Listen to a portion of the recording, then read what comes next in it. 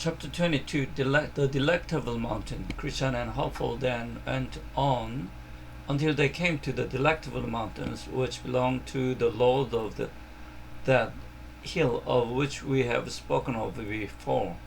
So they went up to the mountains to behold the gardens, the orchards and vineyards and the fountains of water. There they also washed themselves and freely drank and ate from the vineyards. Now on the tops of these mountains there are shepherds feeding their flocks while they stood by the highway side. The pilgrims therefore went to them, and leaning upon their staffs, as is often with the weary pilgrims when they stand to talk with any along the way, they asked, "Whose delectable mountains are these, and whose are these sheep which feed upon them?" Shepherd, these mountains are Emmanuel's land, and they are within sight of his city. The sheep are his also, for he laid down his life for them. Christian, is this the way to the celestial city? Shepherds, yes, this is the way, the right way. Christian, how far is it to the city? Shepherds, too far for any, except for those who shall get there indeed. Christian, is the way safe or dangerous? Shepherds, the way is safe for those for whom it is meant to be safe. The righteous walk in it, but transgressors stumble in it. Christian, is there any relief in this place for pilgrims who are weary and faint? Shepherds, the Lord of these mountains has given us a charge to show hospitality to strangers. Therefore, the refreshment of the place is available for your welfare. I saw also in my dream that when the shepherds perceived that they were pilgrims, they questioned them, "Where did you come from? How did you get into the way? But what means have you persevered in the narrow way? For few of those who begin to come here ever saw their face on these mountains." To all these questions the pilgrims answered as they had done previously. When the shepherds heard their answers, they were pleased and looked very lovingly upon them. They exclaimed, "Welcome to the delectable mountains." The shepherds, whose names were Knowledge, Experience, Watchful, and Sincere, took them by the hand, brought them to their tents, and bid them to partake of a meal which had been prepared. They said, "Moreover, we desire that you should stay here a while to become acquainted with us, and also to refresh yourselves with the good things of these delectable mountains." Then the pilgrims told the shepherds that they were content to stay. So they went to their rest that night, because it was very late. Then I saw in my dream that in the morning the shepherds called Christian and Hopeful to walk with them upon the mountains. So they went forth with them and walked a while, having a pleasant view on every side. Then the shepherds said to one another, "Shall we show these pilgrims some wonders?" When they concluded to do so, they first took them to the top of the hill Era, which was very steep on the furthest side, and bid the pilgrims to look down to the bottom. So Christian and Hopeful looked down and saw at the bottom several men who had been dashed to pieces, having fallen from the top of the hill. Then Christian asked, "What does this mean?" The shepherd responded, "Have you not heard of those who erred by hearkening to Hymenaeus and Philetus as concerning the belief of the resurrection of the body?" "Yes," they replied. Then the shepherd explained, "These are who see dashed in pieces. At the bottom of this mountain they have continued to this day unburied. As you see, for an example to others, to take heed not to come too near to the brink of hill error. Then I saw that the shepherds brought them to the top of another mountain named Caution, and entreatened them to look afar off. When they looked, they observed what they have thought were several men walking up and down among the tombs that were there. They perceived that the men were blind, because they stumbled upon the tombstones and could not find their way out from among them. Then Christian questioned, "What does this mean?" The shepherd explained, "Did you not see that a little below these mountains there are stiles which led into a meadow on the left hand of the way?" "Yes," the pilgrims replied. The shepherds then continued, "From that stile leads a path which goes directly to Doubting Castle, which is kept by giant Despair.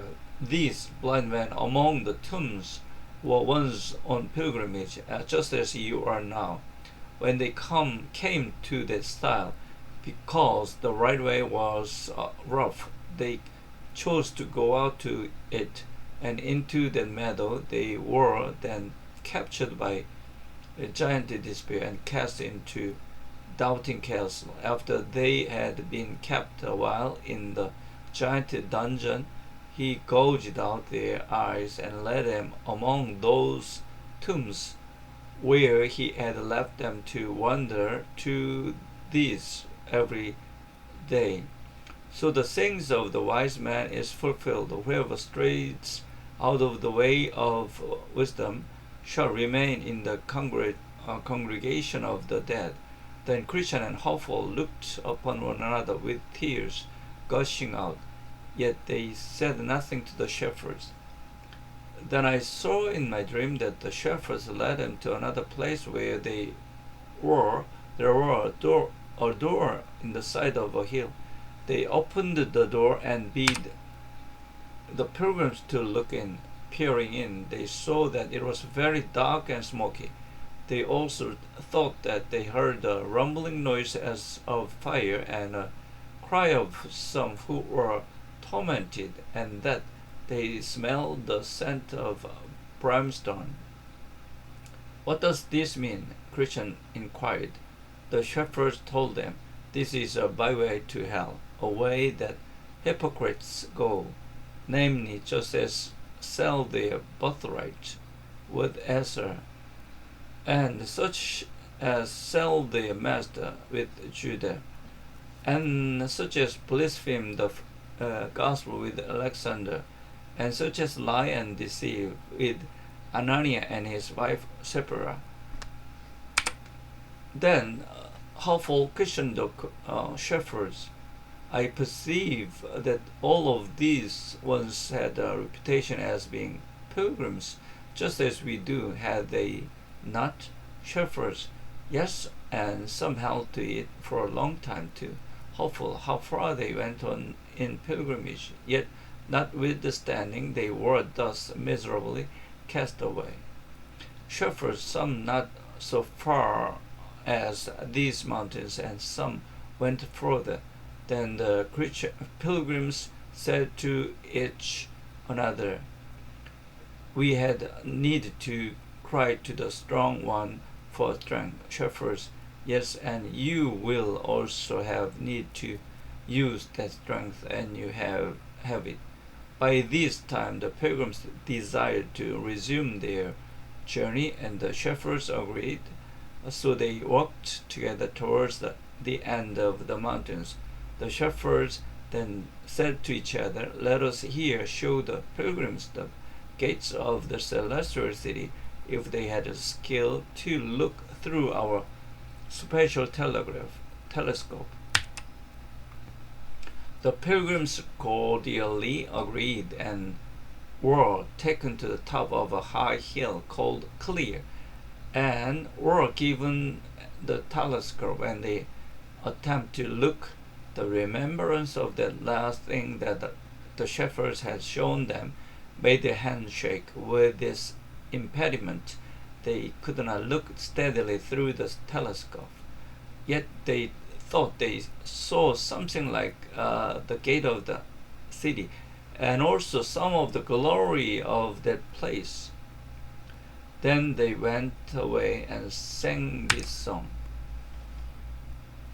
Thus by the shepherds secrets are revealed, which from all other men are kept concealed. Come to the shepherds, then if you would see things deep, things hid, and that mysterious be. When they were about to depart, one of the shepherds gave them a note with directions for the way, another warned them to be aware of the flatterer. The third bid them to heed that they do not slip upon the enchanted ground, and the fourth shepherd bid them Godspeed. So I awoke from my dream. Same content rewritten in clear English sentences without a table format. In the Delectable Mountains, Christian and Hopeful visit 4 important locations, each teaching a spiritual lesson and connected to a bad biblical example. At Mount Error, they learn that false teachings lead to destruction and death. This is illustrated by Hymenaeus and Philetus, who taught false doctrines about the resurrection, as mentioned in Timothy 2:17-18. At the byway to hell, they are warned that hypocrisy and backsliding, even if hidden under outward appearances, lead to hell. The example here is Judas Iscariot, who seemed to be a disciple but ultimately betrayed Christ, Luke 22:47-48. When they look toward the celestial city through a glass, they realize that the vision of heaven is real but still dim and imperfect in this life. Therefore, faith and perseverance are essential. This is connected to the Israelites, who doubted God's promises after glimpsing the promised land, Numbers 13:31-33. Finally, seeing the blind men led over a cliff teaches that spiritual blindness and following false leaders result in ruin. This is exemplified by the Pharisees, who were described as blind leaders of the blind, Matthew 15:14. Here are 3 reflective follow-up. 아주 명확하게 요청하신 대로. Q1. What does Mount Error represent? False teachings and destruction. Q2. Who is the biblical example associated with byway to hell? Judas Iscariot. Q3. What is seen through the glass at the Delectable Mountains? The celestial city. Q4. What happens to the blind men led over a cliff? They fall into ruin.